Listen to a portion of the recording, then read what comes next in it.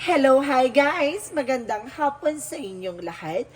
This is Chin Rodriguez, Mamasagari Channel, a faith healer o Zumata reader. So ngayong hapon na to, tingnan natin na nagsasabihin sa iyo ng ating mga gabay. So this is a weekly gabay for the month of February 14 hanggang February 20 for the sign of Capricorn. So Capri, welcome to my channel. Ano kayang messages, advices ng spirit guides ang ating masasagap for today's video? Ganun naman kayang energy or kaganapan sa buhay ng mga Capricorn ng ating mga hagilap. So guys, this reading is a general reading lamang. Hindi lahat makaka-resonate. Kunin lamang po makaka-relate sa inyo and comment down below kung kaninong energy ang ating nasagap. And of course, don't forget to like and subscribe my channel and hit notification bell for more videos update. Kasi maraming salamat po sa mga walang sawang pagsuporta sa aking channel. Lalo na yung hindi nag-i-skip ng ads. Naway pagpalain kayo ng Diyos at may kapal.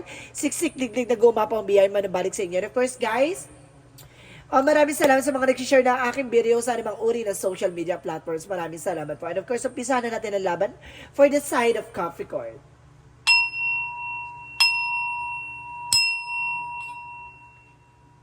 Angel Spirit Messages given information po for the sign of Capricorn. So guys, welcome back, no? So ngayon lang ulit tayo nakapag-reading. So, tingnan natin ano magiging pasabog at bulabog sa inyo ng ating mga gabay. Angel Spirit Guides, please give information. So there's a Four of Cups. So there's a reevaluation or something. Kumbaga kailangan mong pag-isipan, no? Bago ka mag-take ng action. So see, parang nakikita mo dyan, parang, diba, parang confusion or something. Kumbaga tinitingnan niya muna yung something or angulo, no? Ng mga bawat eksena, no? Hindi siya yung, kumbaga, ura-urada or aggressive. Katong tao na to, kumbaga, tinitingnan niya lang, no? Parang nililimitahan niya yung sarili niya maging ano, no? Aggressive, kumbaga kumakalma siya, because pinag-iisipan niya, because there's a Three of Swords, no? Kumbaga there's a pain or something, inggit tara, or naiinggit behind your back, o kumbaga, or nasasaktan ka, no? Sa likod ng camera, may likod ng camera, or either, kumbaga, nasasaktan ka, kumbaga yung sakit na nararamdaman mo, hindi mo pinapakita sa iba. Parang ganon, no? Kumbaga, parang, di ba nakakita ka nakangiti, pero deep inside, di ba, durug ka na. Because there's the Ace of Swords, so there's a breakthrough. So, you're on the spotlight, so maaaring matagpuan mo na kung ano yung hinahanap mo, no? So, let's see, additional messages. And because there's a Nine of Wands, so slow and steady, no? Kumbaga, pinaparitiliin mong kalmado yung sarili mo, no? And of course, kumbaga unti-unti ka nakakabangon at unti-unti ka nakakaraang sa eksena. Because there's an Ace of Wands, a new plan and new beginning. So, kumbaga, parang flexible ka sa lahat ng tao sa paligid mo, no? Kumbaga, sumasabay ka na lang sa agos ng eksena. Ganon. Additional messages. So, there's a temperance. So, there's a perfect timing. So, this is the moment na kumbaga, after the storm, there's a rainbow, no? Kumbaga, pagkatapos ng unas, merong, kumbaga, sisigla ng panibagong bukas. So, sinasabi sa'yo dito, kumbaga, magiging balance ito, kung sabaan mo lang yung pasensya mo, ganun talaga, no? Kumbaga, may mga bagay talaga nagkakataon at pinagkakataon, no? Pero, kumbaga, dumarating talaga sa tamang pagkakataon talaga yung mga bagay-bagay. So, kumbaga, kailangan mo mag-antay, no? Hindi pwedeng pala decision ka dito. So, the Four of Cups represent the devil. So, some of you guys, no? Kumbaga, some of you, kumbaga, there's a devil or there's a toxicities. It's either your attitudes or behavior, no? And of course, sinasabi dito, mag-ingat ka lang sa mga kinakain mo, no? Or binibili mo sa labas. Baka, technically, baka, di ba? Baka may gawin hindi maganda sa'yo sa kinakain mo. Or may mga bagay na binibigay-bigay, no? Baka mahilig ka sa mga tinatanggap mong pagkain sa labas, no? Maging aware ka lang. Kasi baka hindi mo alakalain na unti-unti ka na palang gawa ng eksena or masama. Or baka pakainin ka ng lason or something na pakainin ka ng, kumbaga, na magkukos ng, no? Parang hypnotize, no? Kumbaga, sunod-sunuran ka, like agayuma, ganon. So, let's see what is the Three of Swords. And because there's a Five of Pentacles. So, there's a financial loss. No? Kumbaga, nasasaktan ka kasi parang nagigipit at nahihirapan ka. Nandun ka sa position na parang nahihirapan ka makarecover. Pero, sinasabi dito na na yung pain na yan, lahat naman naranasan, mabibit-bit mo yan, no? Kumbaga, may mga bagay na siguro na kailangan mo pagdaanan at sinasabi sa'yo dito na kumbaga, dyan mo sinusubok yung mga taong totoo talaga sa paligid mo, no? Kumbaga, kapag meron ka at wala ka, dun mo makikita yung totoong tao o totoong mga kaibigan mo or totoong mga nagmamahal sa'yo. And of course, there's an 8 of Wands, so there's a fast communication and fast movement. Maaaring bibilis ng takbo ng eksena dito, magdadala sa'yo ng tagumpay. There's an Ace of Swords, there's a breakthrough, and 8 of Wands represent of fast communication and travel. So some of you guys may travel kayo dito, no? And because let's see what is the Nine of Wands. Nine of Wands represent the Strength card. So guys, there's confidence. So kumbaga, dapat marunong kang gumamay or kumbaga kumalma. There's kumbaga a lion kasi or tiger either. Kumbaga ito yung taong kumbaga hindi yan suga, kumbaga hindi yan kumbaga agad-agad o sumusugod agad-agad basta-basta, hindi yan sumusunggab basta-basta. Kumbaga, napakahinahon yan pag kumilos, pero kapag umatake, ganon. Kumbaga, slowly but surely. Ganon dapat ang atake mo dito. Let's see what is the Ace of Wands. So, there's a Page of Cups. So, there's an intuitions. So, makinig ka sa iyong gut feelings. Ano kasi sinasabi dito, guys, na kumbaga magkakaroon ka ng panibagong plano or panibagong ideas or panibagong sistema, no? Kumbaga, makinig ka sa intuition and gut feeling mo, even your visions, na kumbaga, binibigyan ka ng something your inner voice ng gabay na kumbaga kung ano yung mga bagay na kailangan mo simulan or may mga bagay kang kailangan isalang-alang. So, let's see what is the Temperance. A Temperance represent the Hangman. So, minsan some of you guys talaga nakakaranas ng delays or something cancellation. May mga bagay siguro na kailangan mo baguhin sa sarili mo. Kaya siguro hindi mag-work yung mga ganyang bagay kasi there's a lot of toxicities or negativities inside you, no? Kumbaga, there's a Hangman na kailangan mo baguhin yung perspective, baguhin yung mindsets. No? May mga bagay siguro na kailangan mo ng i-enhance sa sarili mo. So, let's see what is the Four of Cups and the Devil. So, reference of the Hermit card. Oh my God, there's a soul searching. And of course, there's a spirituality. So, some of you guys, there's a spiritual talaga na involved about the devil. So, ibig sabihin, some of you guys, no? Kumbaga, may gumagawa talaga ng hindi maganda or binabala kang lasunin or binabala kang gayumahin ng person na to. So, ibig sabihin, maging mahinaon at maging kalmado. And of course, kailangan, kumbaga, maging observant, no? Sa lahat na nangyayari behind your back. So, let's see what is the Three of Swords. And of course, there's a Five of Pentacles, so there's an Ace of Cups, so there's a love offer. So, ibig sabihin dito, di ba sinabi ko na before na dito mo makikilala yung totoong magmamahal sa'yo. So, dito mo makikita talagang, kumbaga, kasama mo siya sa hirap at ginawa. So, this is the moment na parang, there's a purification or something, paglilinis, no? Parang lilinisin yung mga nakasahanay mo. Iiwan yung totoo. Ganon. And because there is a Knight of Swords, kumbaga sinasabi, there's a success drive-in. So, unti-unti ka magsasuccess, no? Hindi mo lang siguro namamalayan, no? Kumbaga, dapat marunong ka mag-appreciate ng mga maliliit na bagay na sa paligid mo. And because there is a Queen of Coin, represent the Queen of Pentacles, and the Striker and the Knight of Wands. So, there's an information na, kumbaga, maging practical ka sa kung ano man ang hawak mo, kung ano man ang pinangahawakan mo, or kung ano man yung pinangangalagaan mo. No, maging practical ka. So, there's an Ace, there's a Ace of Wands, and of course, there's the Page of Cups represent the High Priestess. So, there's an intuition talaga. No? Binibigyan ka ng something, gabay, no, ng ating mga angel spirit na, kumbaga, itong bagong simula na papasok sa buhay mo ay kailangan mo ng maging open mind. And of course, there's gawin mo center si God sa mga decision mo.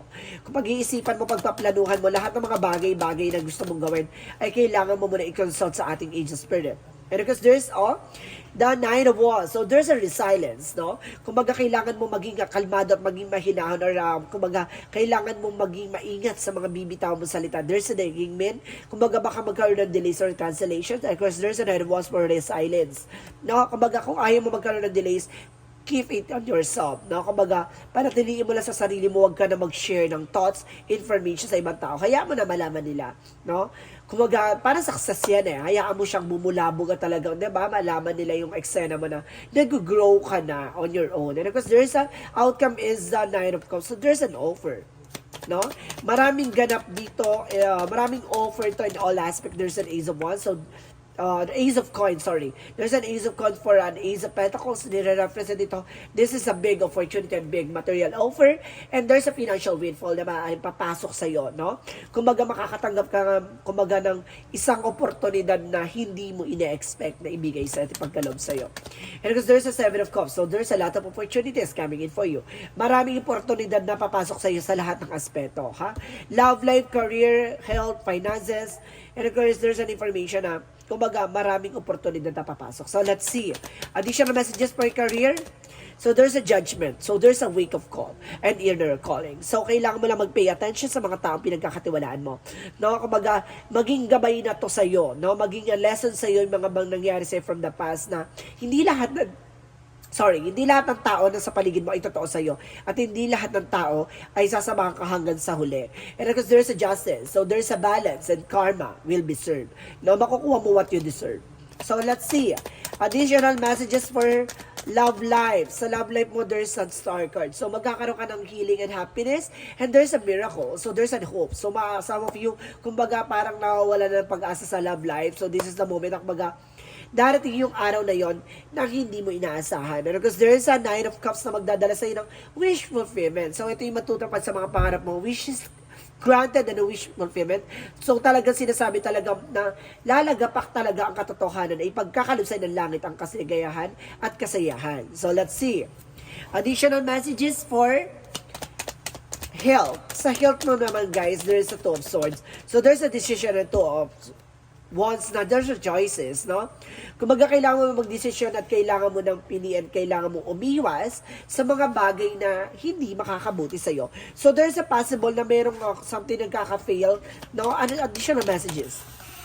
So, there's a Queen of Swords. So, kumbaga, there's a bigger picture of yourself. Kumbaga, tingnan mo yung mga nagiging sanhi, no? Kung bakit ka nagkakaroon ka ng ganyang karamdaman, no? Kumbaga, meron kang nararamdaman na kasi na over fatigue or something, kumbaga, hindi mo kasi inaalagaan na maayos yung sarili mo.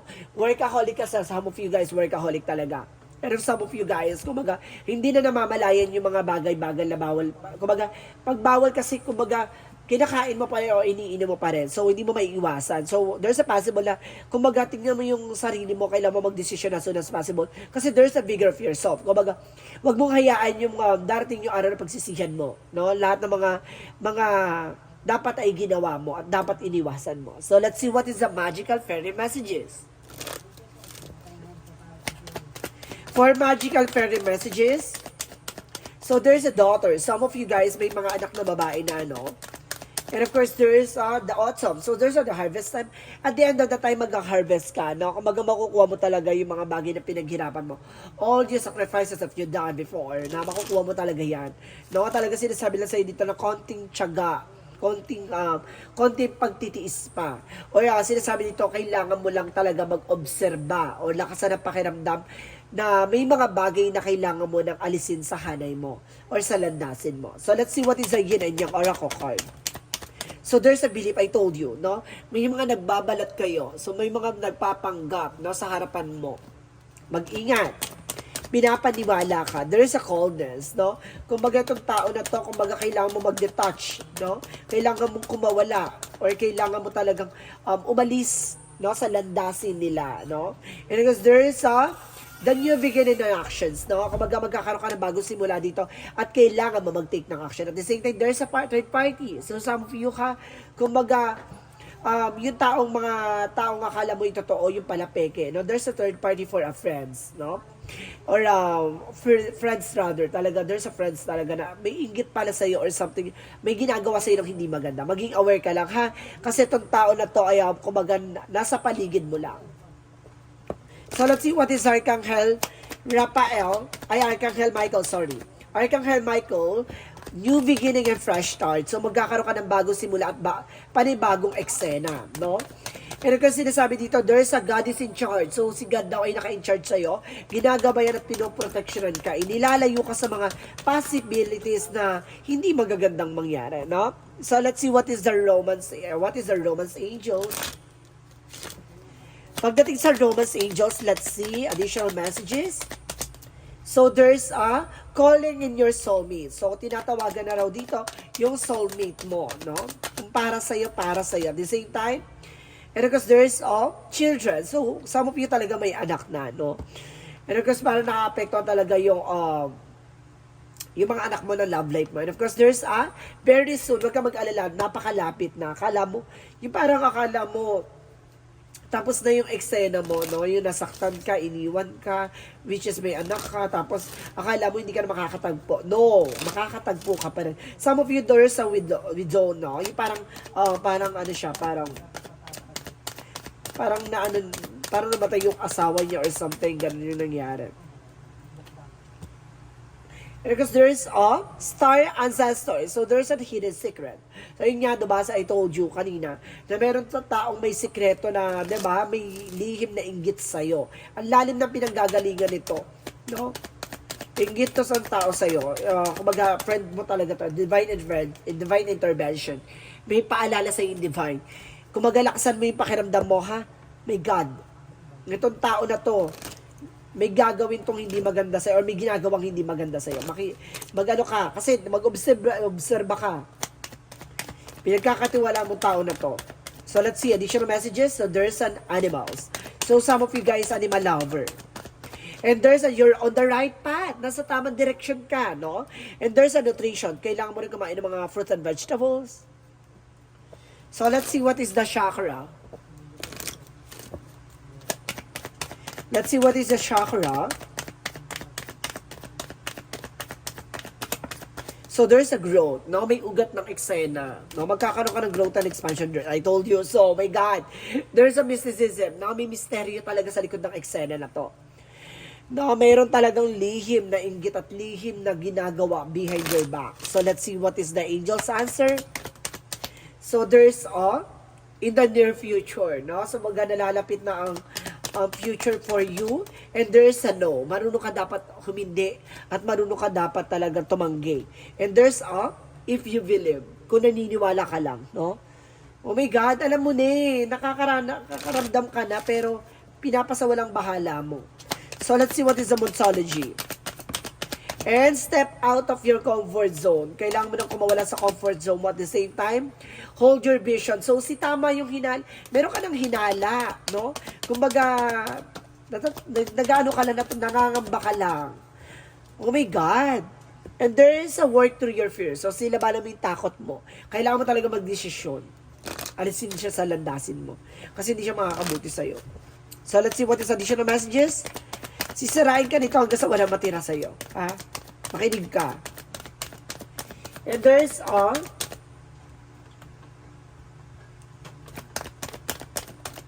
loneliness. Hindi ka nag-iisa. No? Kung baga sinasabi dito na kung may gumagamay sa'yo at may tumutulong sa'yo, at the same time, there's a success. So, see? Magsasuccess ka at the end of the time.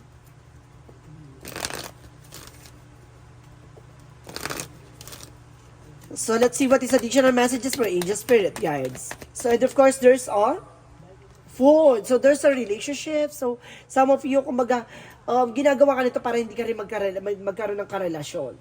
Ha? Para lahat ng mga makakarelasyon mo, kumbaga, it's either manlalamig or iiwan ka or parang ghosting ka. And there's a self-inventory. No? Mag-invest ka sa sarili mo. Protectionan mo yung sarili mo. Pangalagaan mo yung sarili mo. What is the energy? Angel spirit guides. Woman holding a coin. So, some of you talaga pinagkakatiwalaan mo yung tao na to. Or either, ikaw yung may hawak ng finances. And there's a community. Sina sa paligid mo lang talaga to. Ha? And there's an attachment. So, malapit sa'yo. Hindi mo alam, nagpapanggap o may hawak ako na maskara. Oh. Mag-ingat ka, ha? Double ganger to. So, let's see what is the Jesus loving quotes. Peace be with you as my Father has sent me. No? Bigyan mo ng kapayapaan yung sarili mo, gaya ng kapayapaan na binigay sa'yo ng Panginoon. No? Kumbaga, kung gusto mo magkaroon ng kapayapaan, alisin yung mga taong anay sa hanay mo. Diba? So, let's see what is the angel's number. Angel's number, there's a 444, I am protected. No? Kumbaga, protektado ka naman. There's a trust your journey, trust the way your life unfold, and trust that you are where you need to be and present the moment. So, may mga bagay na kailangan mo talagang proteksyonan, no? Parang proteksyon at pangalagaan, no? Kumbaga, kung ano man yung mga bagay-bagay, kumbaga ipagkatiwala mo at maniwala ka ng mga bagay-bagay na yan, kumbaga ibibigay sa iyo ayon sa kalooban ng Diyos. So, let's see what is the messages of life Messages of life represents hope, no? Yung pag-asa or something miracles. As I enter the great of school of life, I hold tight to my faith in God.